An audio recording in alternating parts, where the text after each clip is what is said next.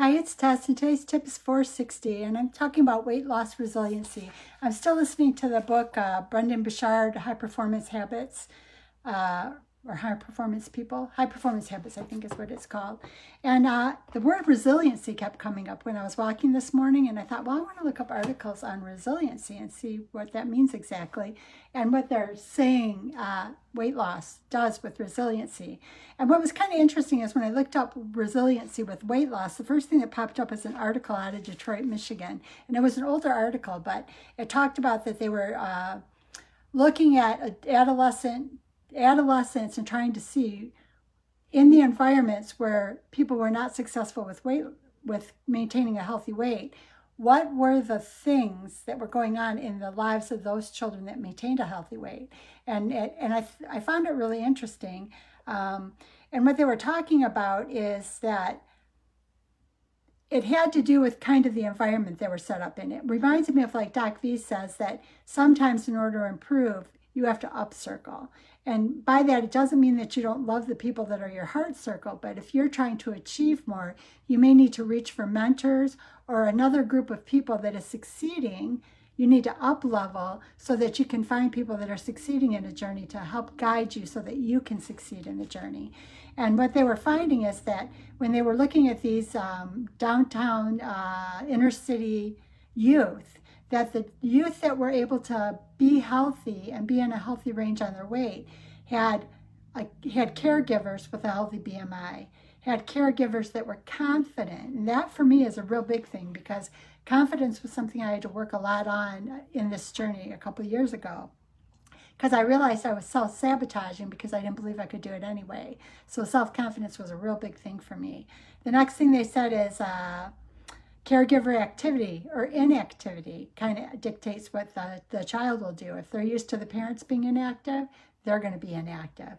And then it was talking also about, like, inner city, if they have a full service grocery store.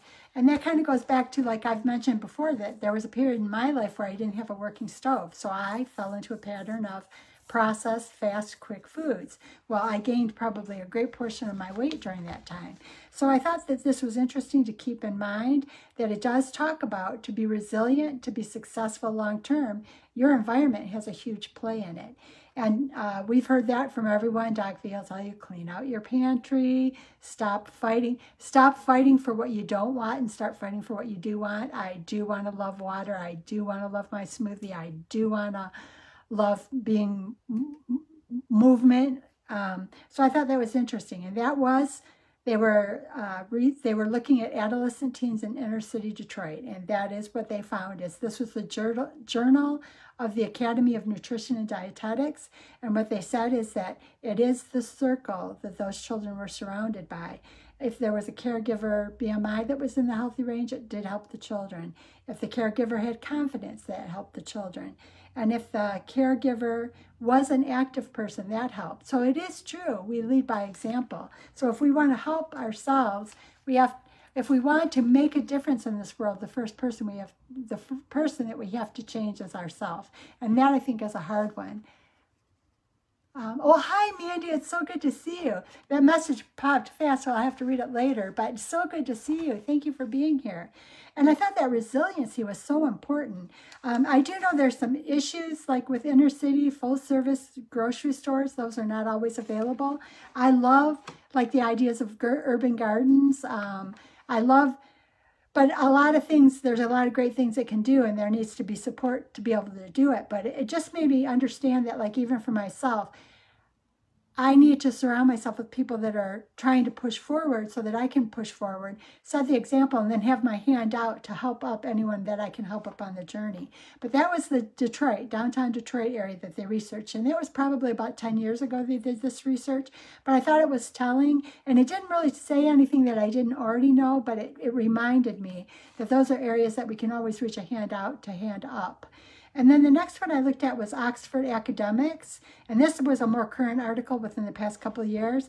And the one thing they focused on a lot was one of the characteristics they mentioned in the Detroit article is that emotional distress will trigger bad coping strategies. So if you cannot find a way to feel good about yourself and to feel good about your environment and to feel good about how you're moving forward, you will have the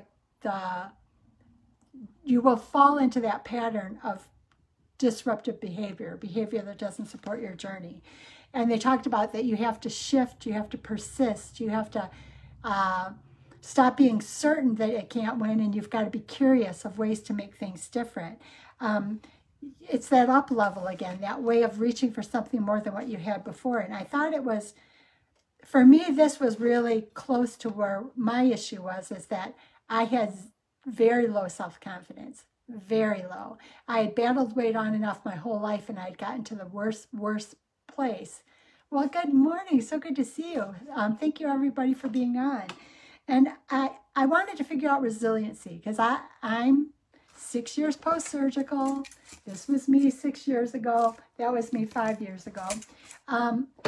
I know I have to be strong in my commitment. I have to be resilient. I have to be able to identify when I have ideas of what I think is absolute that has to be done and let it go so that I can let the things in that will help me move forward. So resiliency to me, I have to be able to be open to learn, be curious to learn more things, and to keep moving forward. And I thought this was really an interesting way, because for me, emotional distress allowed me to feel like a victim. And when I allowed myself to feel like a victim, I became hopeless and unable to make changes in my life.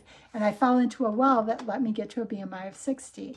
I've lost half my body weight. I've lost half my BMI. I'm still in the journey 6 years later. This is the first time. I weigh less now than I've weighed since probably in my 30s. So it's been a long journey. But I want to make sure that I keep moving forward. And I'm going to stop my words. Like my old words were, and I did this in a mastermind recently. I used to always say things like, and I mentioned this in a live recently too, I used to always go, oh, don't give me any work to do, because I don't know if I can do it, because it's too hard. I said those things as protection because I was afraid I couldn't do it. So instead of fighting for what I wanted, I threw out there an excuse to fail. But I didn't see it as an excuse. I saw it as a protection for myself. I didn't want to fail other people, but what I didn't recognize is I was failing myself. The other people, and Doc V will say it all the time, the other people don't care. They do care, but they don't care. Truly, the only person we can change is ourselves. So I'm realizing now that trying to dismiss that because I don't want to fail in front of someone else is just painful and harmful to myself. It's even like when I got stuck on the zip line. I was stuck on the zip line and I was humiliated. I was embarrassed. You know what? The only one who was me. The people around me were glad that I fought and pursued until I got to the end of it. I was the only one that made it a big deal. Nobody else thought it was a big deal. So it made me recognize that my words have to be chosen carefully to support my journey. And that is that shifting. I've got to stop being certain that I can't do it and be absolutely curious about every possible avenue till I find the one that lets me win. So I am certain is not a good thing. Unless I'm certain that I will be curious to learn the way to get there. Because if I put that roadblock up, it just makes my journey so much harder. It's almost like Doc V talked in the past month or so about putting up a ceiling. If you put up a ceiling, you have to buck against it to get out of it. So I want to remove the ceiling and see how far I can take this journey. The other thing that talked about is I found an article from MyFitnessPal, and MyFitnessPal said that the 6 things that will keep you resilient in this journey are that you have to reframe your mindset. And I'm going to say for me that had to do with the emotional part, to be able to have self-confidence and a belief in myself and get curious and excited about this journey. Be excited to learn something new. Be excited to find out that, you know what, the green smoothie really does taste good. And I'm saying that honestly. I really, truly do enjoy it. I'm looking forward to when I break my fast today because I've already got in my mind what I want to put together. And it will be, and I'll enjoy it. And that's what we have to do, is learn to enjoy the journey. The journey can be fun if we reword and redo how we talk to ourselves. The second thing was address your stress. So that also, high performance habits with Brendon Burchard. He said that the high performers have a balance. They feel good, their relationships are good, their lives are full of love, and they're high performers. He said that the high what appears to be the high performance or high stress, their lives fall apart at some point. You need that balance of finding a way to feel good about yourself and your life to truly achieve long-term high performance. You proved you were willing to remove the ceiling when you did. Yeah, thank you, Mandy. That was a tough one. And I'll be darned if they didn't make me go first. So I'm like, I'm hanging on the zip line going, too bad. Why did I let them make me go first? Because if they had all gone first, they could have moved on and never known I got stuck. But I think they did that on purpose, as they wanted me to go first. But you know what? They were so supportive. Chris, because Chris was in my group when I got stuck, and there were quite a few of them. Kelly Cardenas was there. Everybody was there. But you know what? They were supportive. I was the one that was embarrassed. They were not embarrassed. They were proud that I didn't give up, that I made it to the end without a rescue. I didn't give up. So that was a lesson learned, and that's actually going to be in my book that I'm writing.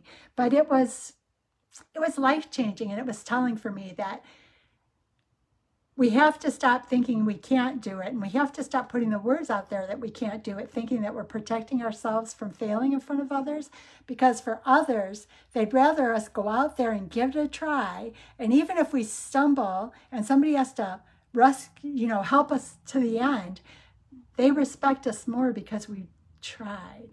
And I didn't see that until all that happened. And it was humiliating, embarrassing. And of all things, when they get me back to the front and I come down out of the zipline area, who's standing at the door but Doc V? I'm like, well, doggone it, if everybody isn't going to find out I got stuck. But let's see, balance is definitely a hard one. Yeah, balance is definitely hard. And I think the first steps are in feeling good about yourself, doing the work to feel positive about yourself, to do positive thoughts. I work with Unlimited, Zara Mahoon, and I'll post that in my comments too. And that's part of my daily practices, because I started with Robin Sharma, the 5 a.m. club. I find that giving myself that hour in the morning to brush my teeth, to meditate, to walk with my mom, to feed. And I started it with feeding the animals. I gave them a treat every morning because they forced me to get out of bed. Now I consider that early morning time, that's my magic time. That's the magic hour or hour and a half before my workday starts. And when I use that time for myself to meditate, to walk, to feed the animals or play with the animals, to do something for me, it makes the whole day feel so much better, because it wasn't about chasing everybody else. It was about getting me set up so that I could attack the day from a place of love and feeling good. And that's made a huge difference for me. And that includes the daily practices Doc V talks about. I meditate. I appreciate journal. I do affirmations if I need them at that particular time. I was heavy on them in the beginning, and not so much anymore. But think about all these things. What one can you do to move forward today? I know that my journey today will look different tomorrow, but I'm excited about what tomorrow is going to be, because these people that have welcomed us all into their lives and are sharing their journeys with us have done some pretty amazing things. And the idea that they have their hand out to help up along the way is pretty amazing too. And even when I got stuck and I was embarrassed and I finally had to face that, I often dismissed and said, oh, you know what, I don't really want to do that. Or, oh, you know what, I probably couldn't do that. I was giving myself an excuse. I wasn't giving it to them. I was doing it to myself. And that's the part I didn't see. I didn't want to fail in front of anyone. And what I realized on the zip line is that I didn't fail in front of them. I won because I didn't give up. And I think that's what we all need to do, is understand that we don't fail when we show up. When we show up, all the people that we think are waiting for us to fail are really there to reach their hand out and help us up and help us get to the end when we're ready to finally understand that they've always been behind us, but they know what we didn't know, that the job is an inside job, one that we have to do and we can't do until we decide to show up. So maybe today should have been called Show Up instead of Resiliency, but I hope you guys find something in that. Remember, what are you surrounding yourself with? Can you do something to help your journey? This past 2 years has changed my life in so many ways. Again, I'll go back to, this was me 6 years ago, this was me 5 years ago. Even if I had a picture, and I should probably get a picture of 4, 3, 2, 1, I'm a very different person. I looked at my videos from a year and a half ago, and even in my face, I can see that I was a different person. And it's so much better on this side of it. If I could give you 5 minutes of who I was at a BMI of 60 and who I am now, you would give up a lot of things to get to this side. And I just hope that for you guys.